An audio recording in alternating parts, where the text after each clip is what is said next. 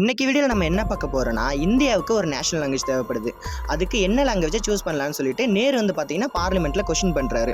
அப்போ என்ன பண்ணுறாங்கன்னா, அதிக மக்கள் எந்த லாங்குவேஜ் பேசுகிறாங்களோ அந்த லாங்குவேஜை நேஷனல் லாங்குவேஜாக வைக்கலாம் அப்படின்னு சொல்லிட்டு சொல்கிறாங்க. உங்களுக்கே தெரியும், அதிக லாங்குவேஜ் பேசுகிறது பார்த்தீங்கன்னா ஹிந்தி தான். அப்போ காகிதம் இல்லை தெரிஞ்சிருச்சு, நேருவை பார்த்து ஒரு கொஷின் பண்ணுறாரு, இந்தியாவோட நேஷனல் பேர்டு இது அப்படின்னு சொல்லிட்டு. அதுக்கு நேரு மயில்னு சொல்கிறார். இந்தியாவிலேயே எங்கே பார்த்தாலும் இருக்கிறது காகம் தான், அப்போ நீங்கள் காகத்தை தானே தேசிய பறவையாக வைக்கணும்னு கொஷின் பண்ணுறாங்க. அடுத்து இந்தியாவோட தேசிய விலங்கு எதுன்னு கேட்குறாங்க. அதுக்கு பார்த்தீங்கன்னா புலின்னு சொல்கிறாங்க. அப்போ பார்த்தீங்கன்னா இந்தியா பூரா இருக்கிறது நாய் தான் அதிகமாக இருக்குது, அப்போ நீங்கள் நாயை தானே சூஸ் பண்ணியிருக்கணும் அப்படின்னு சொல்கிறாங்க. இதில் டென்ஷன் ஆன நேரு பார்த்தீங்கன்னா அவரோட மதத்தை காரணம் காட்டி அப்போ என்ன உருது வைக்கலான்னு சொல்கிறீங்களா அப்படின்னு கேட்குறாங்க.